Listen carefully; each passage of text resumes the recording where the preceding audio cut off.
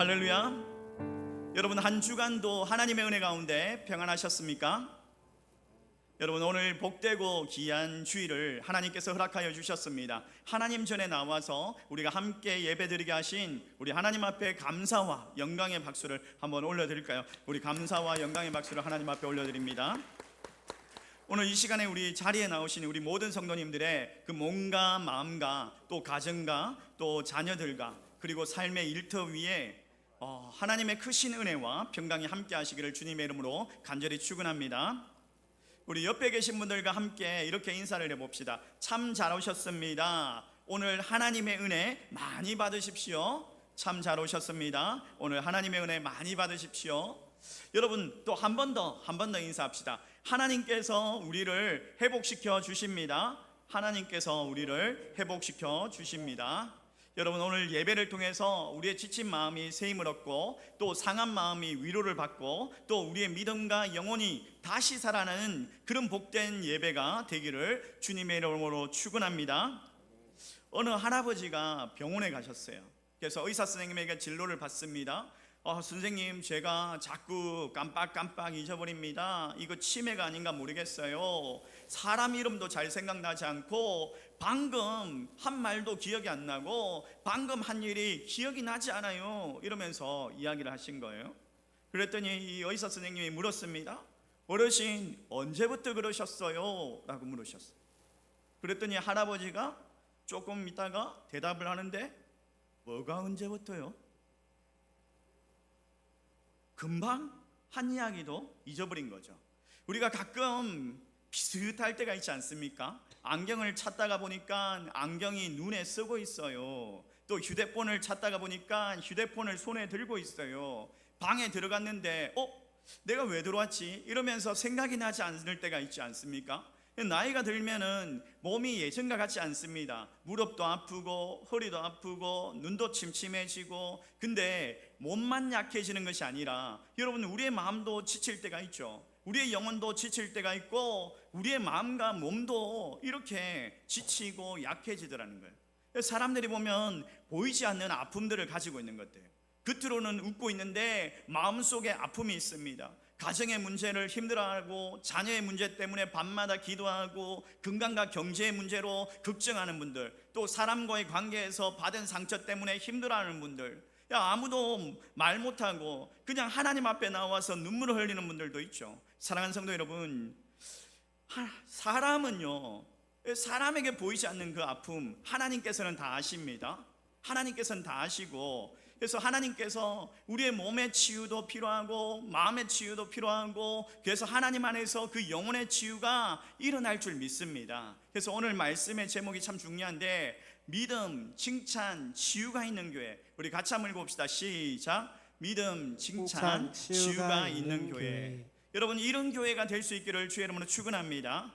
많은 사람들이 어떤 교회가 좋은 교회일까 이러면서 교회를 찾습니다.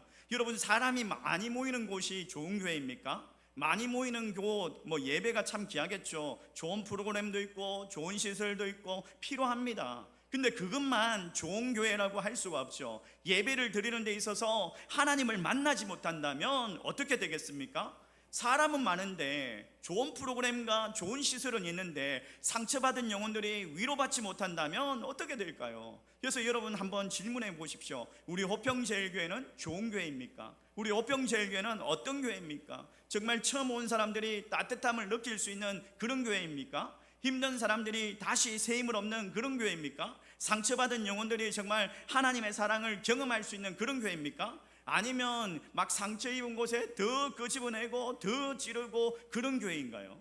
여러분, 이런 질문을 한번 해보십시오. 그러면서 오늘 이 본문을 통해서 이 질문에 대한 답을 한번 찾아봤으면 좋겠어요. 그래서 오늘 이 본문을 한번 이해하려면 앞부분을 우리가 다시 한번 더 생각해 볼 필요가 있는데, 우리가 지난 주일날 설교 기억나시죠? 여러분, 우리가 지난 주일날 살펴보았던 아나니아와 삽비라 사건이 있지 않습니까? 아나니아와 삽비라가 그가 정한 헌금이 있었는데 그들이 그것을 감추었습니다. 그랬더니 그들이 죽임을 당하죠. 죽임을 당하고 너희들이 사람을 속인 것이 아니라 하나님을 속였다라고 하면서 그런 역사가 일어납니다. 그 사건을 통해서 초대교회가 어떤 교회였는지를 보여주죠. 초대교회는 단순히 사람들이 많이 모이는 교회가 아니었어요. 하나님을 경외하고 거룩함을 중요하게 여기는 그런 교회였어요. 그런데 놀랍게도 바로 그런 교회 가운데 하나님의 역사와 하나님의 능력이 나타나기 시작합니다. 자, 12절 말씀 우리 같이 한번 읽어보겠습니다. 12절 말씀 같이 읽습니다. 시작. 사도들의 손으로 민간의 표적과 기사가 많이 일어나매 믿는 사람이 다 마음을 같이하여 솔로몬 행각에 모이고. 여러분 여기 보십시오. 사도들을 통해서 많은 표적과 기사가 일어났대요. 믿는 사람들이 한 마음으로 솔로몬의 행각에 모였대요. 솔로몬의 행각이 뭐냐면 성전 동쪽에 있는 지붕이 길게 늘어져 있는 긴 복도라고 생각하시면 됩니다. 그러니까 성전을 가기 위해서 햇빛을 피하고 비를 피하고 이러면서 오고 갈 수 있는 통로, 복도인 거예요. 여러분 많은 사람들이 지나다니는 곳 아닙니까? 여기서 초대교회 성도들이 한 마음으로 모여서 기도했대요. 예수님을 전했대요.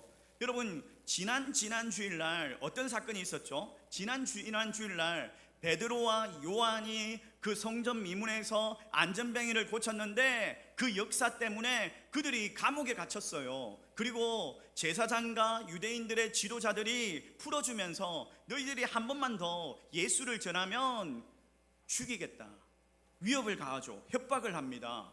그런데 그런 상황 가운데서도 그들은요 두려워하지 않냐고 오히려 사람들이 오고 가는 공개된 장소에서 더 예수 그리스도를 전합니다. 그들이 모여가지고 기도합니다.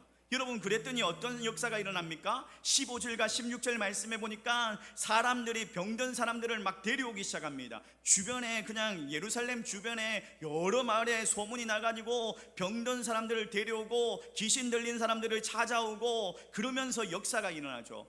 왜 사람들이 그곳으로 몰려옵니까? 하나님의 역사가 있었기 때문이에요. 그리고 16절 말씀에 마지막에 놀라운 말씀이 있습니다. 우리 자 보십시오. 다 나음을 얻으니라. 다 나음을 얻으니라. 할렐루야. 여러분 여기에 초대교회의 모습이 있는 거죠. 믿음이 살아 있었어요. 하나님을 경외했어요. 성도들이 한 마음으로 모여서 기도했어요. 그랬더니 그 가운데 하나님의 역사, 하나님의 능력이 일어난 거죠. 사람들이 교회를 찾아오고 그곳에서 하나님을 경험하게 되는 놀라운 역사가 일어난 거죠. 우리 교회가 이런 교회가 될 수 있기를 주의 이름으로 축원합니다. 우리 교회가 정말 이런 교회가 되었으면 좋겠어요. 우리 안에 믿음이 살아있고 그래서 처음 교회 온 사람들이 야 참 따뜻한 교회구나 이렇게 느낄 수 있고 정말 힘들고 지친 사람들이 예배를 드린 후에 와 여기서 힘을 얻었습니다 라고 고백할 수 있는 교회, 와 성도들이 정말 하나님의 사랑이 있군요, 하나님 나를 사랑하시는군요 느낄 수 있는 교회, 이것보다 귀한 것이 어디 있겠습니까? 우리 교회가 그런 교회가 되기를 소망합니다. 오늘 말씀을 통해서요 교회가 갖춰야 할 그런 모습들 이 세 가지를 우리가 함께 살펴보면서 우리 호평제일교회가 어떤 교회, 좋은 교회 되어야 하지 않겠습니까? 그렇게 함께 은혜 나누는 시간 될 수 있기를 소망합니다.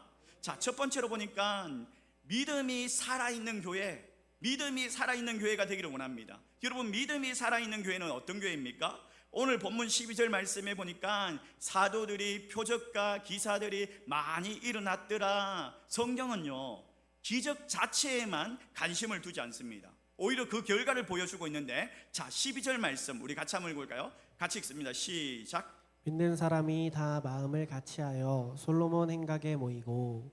여러분 14절 말씀도 같이 읽습니다. 시작. 믿고 주께로 나아오는 자가 더 많으니 남녀가 다 그러하여. 여러분 여기 보십시오. 여기서 중요한 단어가 있어요.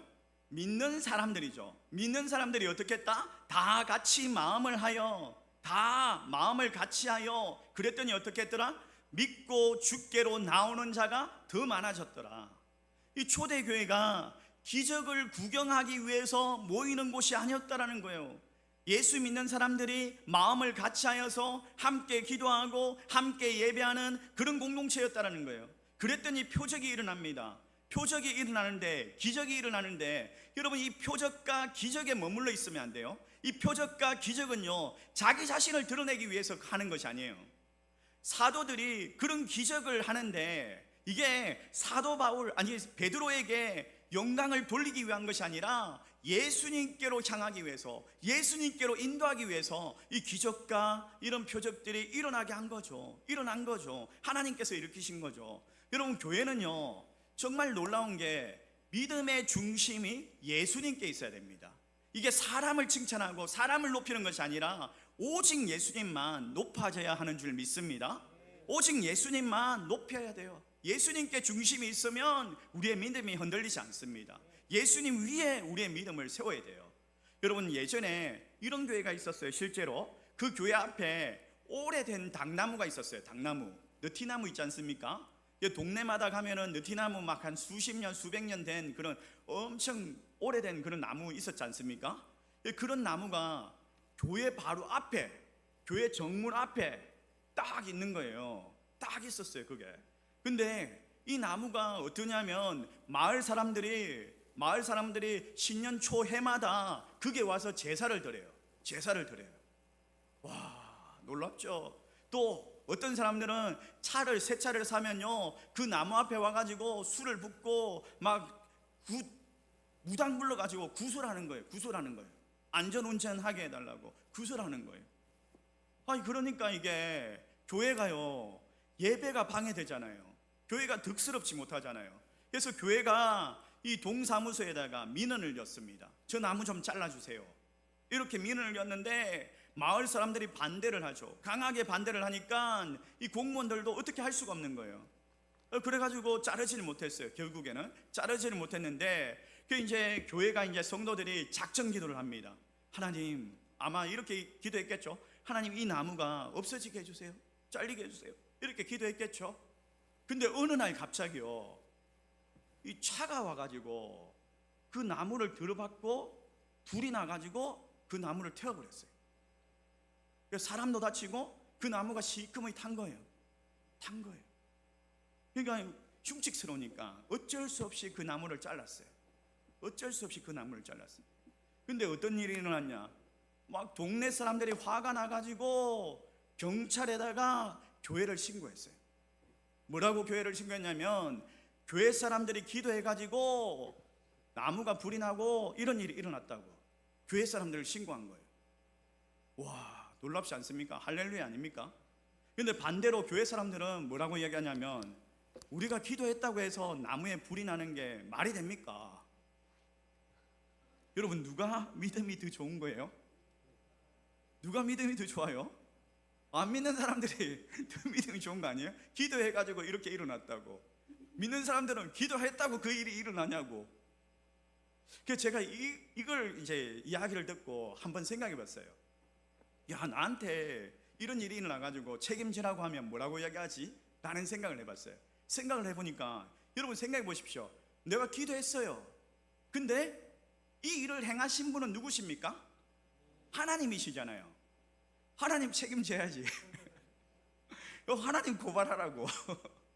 내가 한 일은 아니고 나는 기도를 했는데 하나님께서 역사하셨다고. 맞지 않습니까? 그렇게 이야기하면 좋을 것 같은데, 여러분, 우리의 믿음이 어디에 있어야 돼요? 하나님께, 예수 그리스도께. 예수 그리스도를 끝까지 바라볼 때에 믿음이 흔들리지 않냐고 담대할 수 있는 거예요. 여러분, 믿음은요 어떤 상황 가운데서도 예수 그리스도를 바라보고 끝까지 주님을 신뢰하는 겁니다.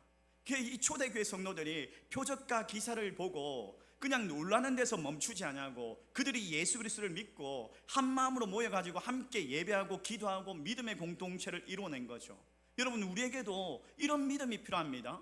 사람을 보는 믿음이 아니에요. 사람 때문에 실망하고 떠나지 말고 예수 그리스도를 바라보는 믿음, 혼자가 아니라 함께하는 믿음이 우리에게 필요합니다. 한 마음으로 모여가지고. 여러분, 우리 호평제일교회가 예수님을 중심으로 모시고 우리가 한 마음으로 함께 정말 기도하고 예배하는 믿음의 공동체가 될 수 있기를 소망합니다.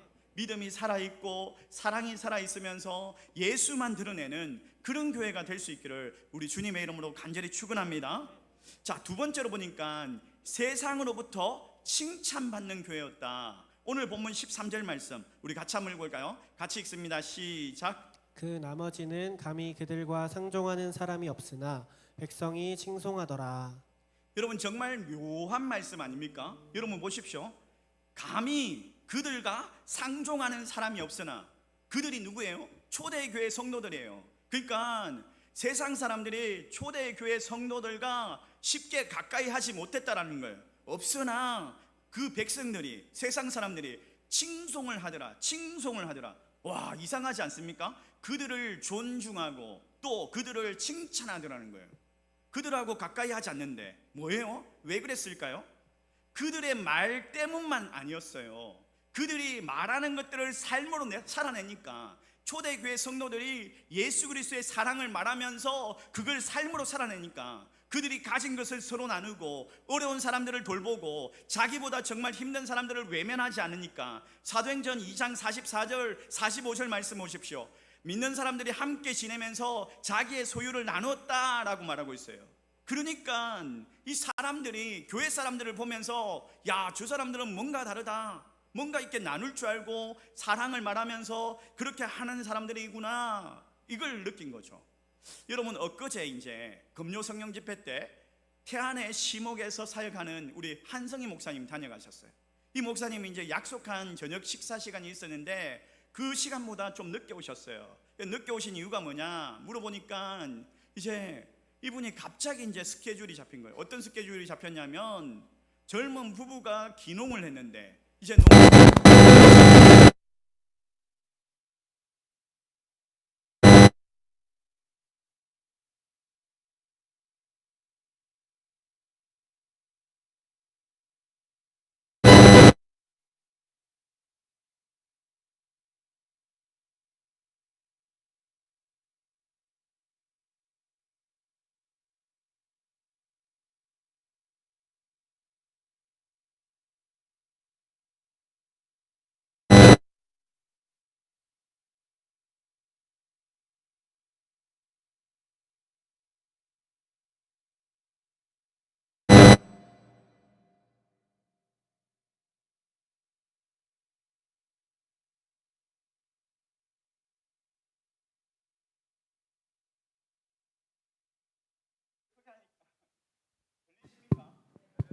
예, 다시 돌아온 것 같은데, 자, 아,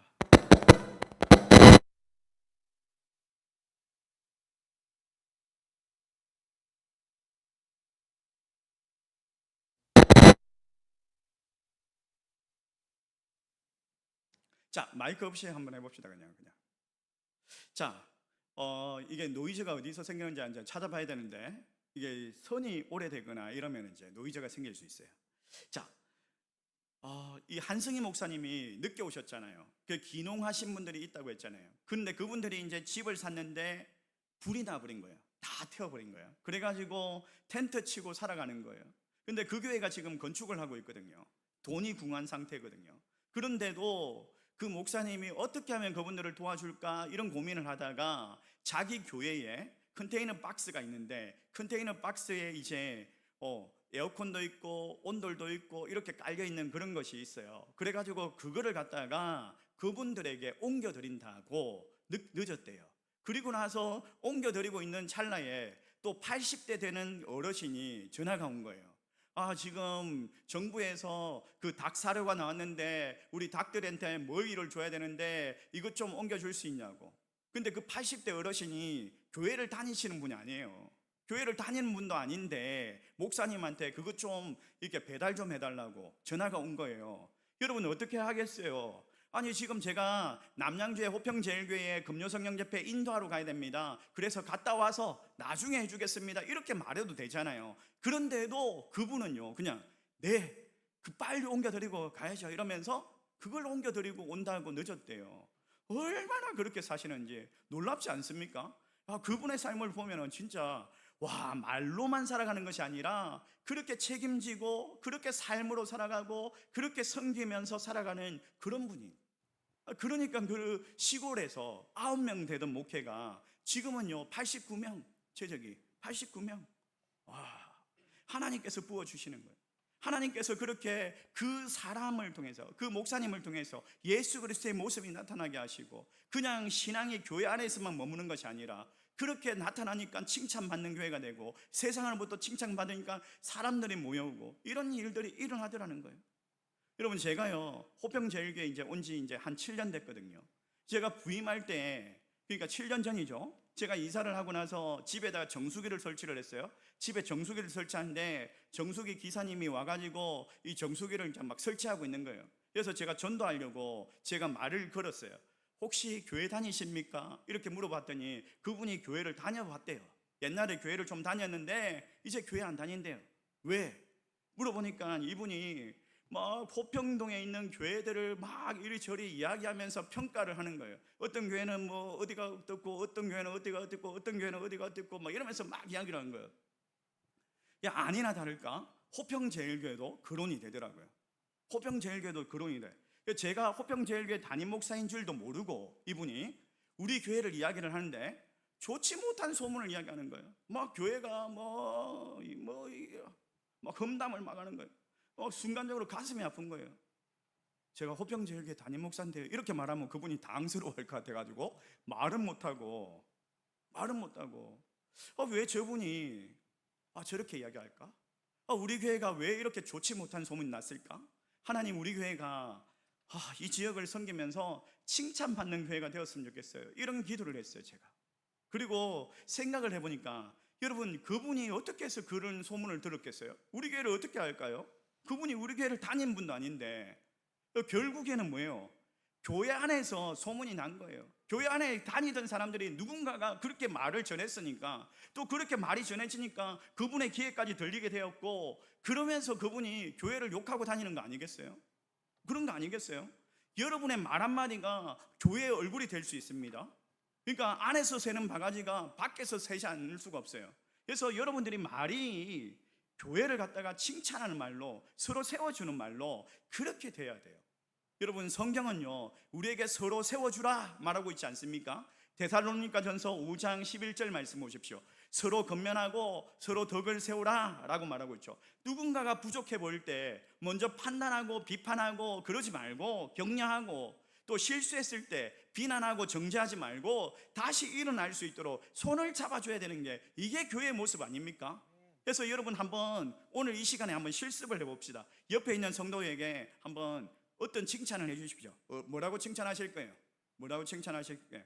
늘 기대해 주셔서 감사합니다. 오늘 옆에 앉아 주셔서 감사합니다. 이렇게 한번 칭찬. 자, 시작. 칭찬.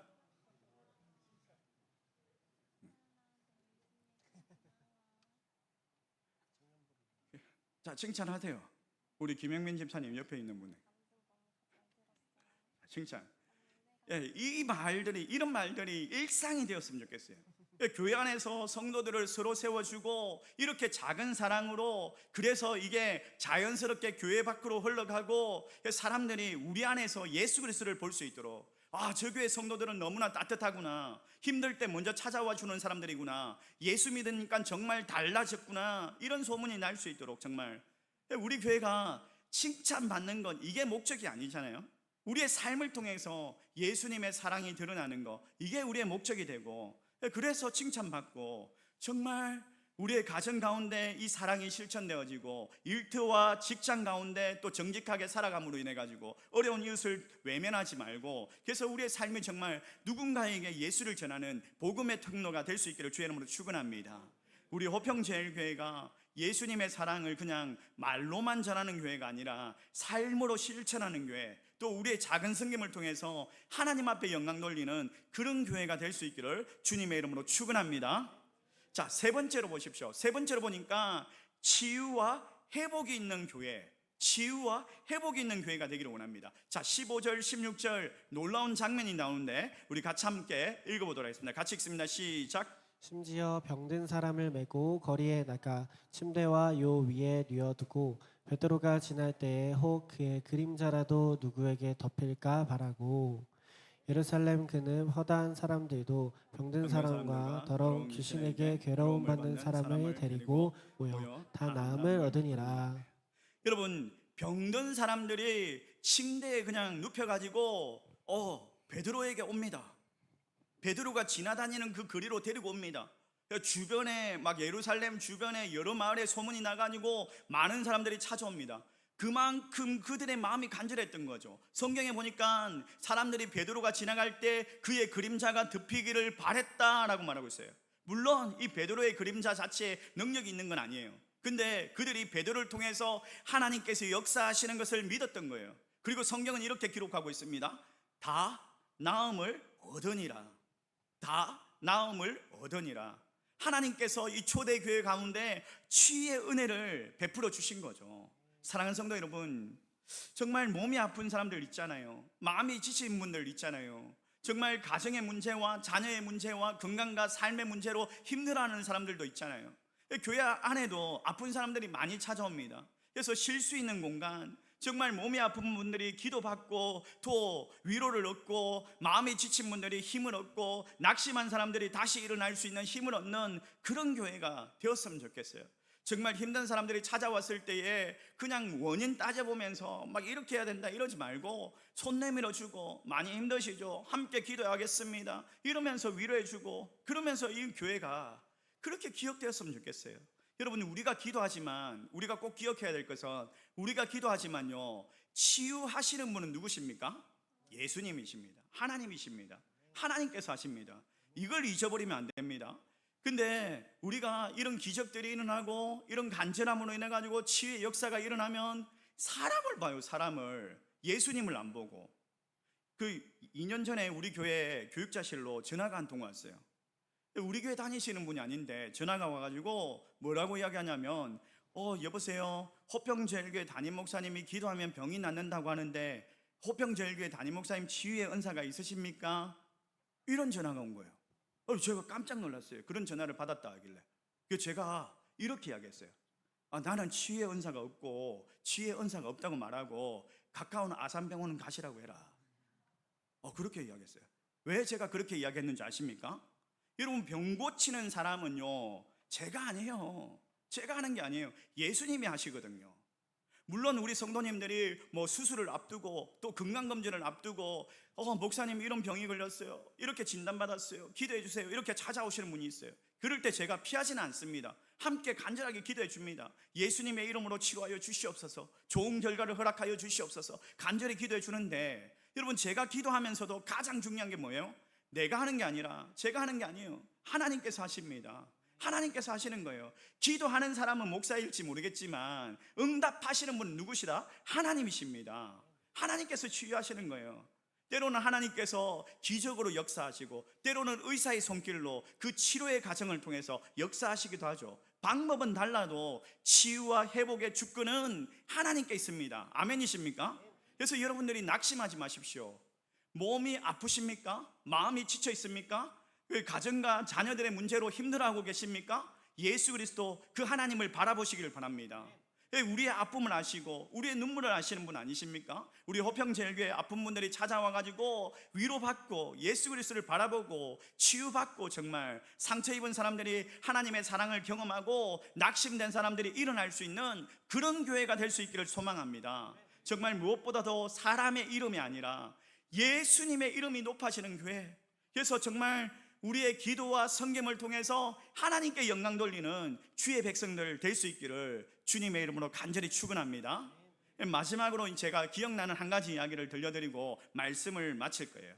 어느 교회에 정말 오랫동안 예배에 나오지 않는 성도가 있었어요. 정말 교회를 잘 섬기던 분이었는데 이분이 가정에 경제적으로 어려워지고 건강에 문제가 겹치면서 마음이 너무 힘들어가지고 지쳐가지고 교회를 나오지 않는 거예요. 그래서 목사님이 신망을 갖습니다. 찾아가서 위로를 했습니다. 근데 이 성도님이 이렇게 이야기를 하는 거예요.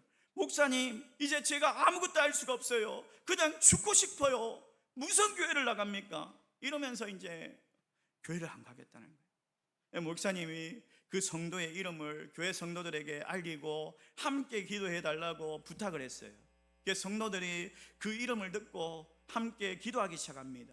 하나님, 우리 누구누구 아무개 우리 성도님, 집사님 다시 일어나 다시 돌아오게 하여 주시옵소서 기도합니다. 그랬더니 몇 달이 지나가지고 몇 개월이 지나고 나서 어느 날 주일날 그 성도님이 다시 예배당 문을 열고 찾아온 거예요. 그리고 이렇게 말씀하십니다. 목사님, 문제가 다 해결된 게 아니에요. 근데 다시 살아갈 힘이 생겼습니다. 왜? 성도들이 기도하고 있다는 소식을 듣고, 교회가 나를 위해 기도하고 있다는 소식을 듣고, 여러분, 우리가 기도해야 됩니다. 우리가 정말 아픈 사람들 치유하고 회복하는 것, 우리의 기도를 통해서 예수님께서 하여 주실 줄 믿습니다. 또 우리의 믿음도요, 예수님을 바라보고 우리의 기도도 예수님께로 나아가야 됩니다. 여러분, 우리가 정말 그렇게 믿음으로 살아가는 교회 될 수 있기를 원합니다. 세상 속에서 예수 그리스도의 사랑을 실천하면서 칭찬받는 교회가 되기를 원합니다. 그리고 아픈 사람들에게 치유와 회복의 통로가 되는 그런 교회, 그런 성도님들 될 수 있기를 주의 이름으로 축원합니다. 그래서 우리 교회에 찾아오는 사람들이 정말 이곳에서 예수님을 만났습니다. 이곳에서 하나님의 사랑을 경험했습니다. 이곳에서 다시 일어날 힘을 얻었습니다. 이런 고백들이 일어나고, 그래, 우리의 믿음과 우리의 사랑과 우리의 기도를 통해서 예수님의 이름만 높아지고 하나님께 영광 돌려지고, 그래서 우리 호평제일교회가 하나님께서 기뻐하시는 교회가 될 수 있기를 주님의 이름으로 간절히 축원합니다. 축원합니다.